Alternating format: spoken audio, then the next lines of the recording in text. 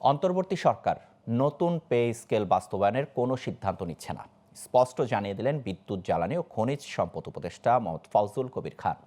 সকালে সচিবালয়ে সরকারি ক্রয় সংক্রান্ত উপদেষ্টা পরিষদ কমিটির বৈঠক শেষে তিনি কথা জানান। বলেন, পে কমিশনের প্রতিবেদন শুধু গ্রহণ করা হয়েছে, বাস্তবায়নের বিষয়ে চূড়ান্ত কোনো সিদ্ধান্ত হয়নি। ভবিষ্যতে নির্বাচিত সরকার এই সিদ্ধান্ত বাতিল বা পরিবর্তন করতে পারবে। বিস্তারিত আলাউদ্দিন আল আজাদের প্রতিবেদনে।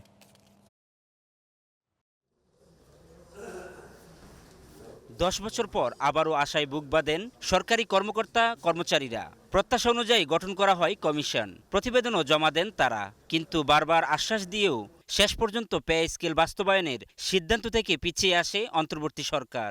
নির্বাচিত সরকারের ঘাড়ে ন্যস্ত করেছে বাস্তবায়নের দায়িত্ব।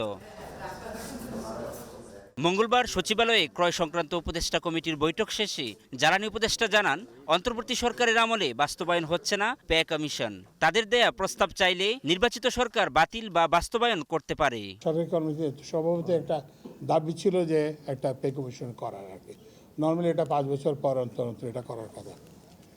তো সেই পে কমিশন করা হয়েছে, পে কমিশনের রিপোর্টটাই শুধু দেওয়া হয়েছে, এটার কিন্তু বাস্তবায়নের কোনো সিদ্ধান্ত এখন হয় নাই। তো সুতরাং এই অন্তর্বর্তী সরকার যেহেতু আর মাত্র 15 দিন আছে, এখন আমরা এই ব্যাপারে কোনো পদক্ষেপ গ্রহণ করতে চাই। এদিকে আসছে রমজানে বাজার নিয়ন্ত্রণে 1 কোটি লিটার পরিশোধিত সয়াবিন তেল ও 10,000 টন মসুর ডাল কেনার সিদ্ধান্ত হয়েছে বৈঠকে। এছাড়া নির্বাচনের পরে র্যাবের জন্য কেনা হবে 100টি জিপ। এখন এটা কি পাকিস্তান থেকে আসবে না কোন টার্কি থেকে আসবে না কোথা থেকে, না এরকম কোনো সুনির্দিষ্ট কোনো হয় নাই। বেজার বাংলাদেশ ইকোনমিক জোন অথরিটি, তো ওরা শুধুমাত্র একটা ল্যান্ড অ্যালোকেট করছে for production of defence equipment. এছাড়া ভোলা থেকে নৌপথে এলএনজি আকারে গ্যাস পরিবহনের কার্যক্রম নৌবাহিনীকে দেওয়ার সিদ্ধান্ত হয় বৈঠকে। আলাউদ্দিন আল আজাদ, গ্লোবাল টেলিভিশন, ঢাকা।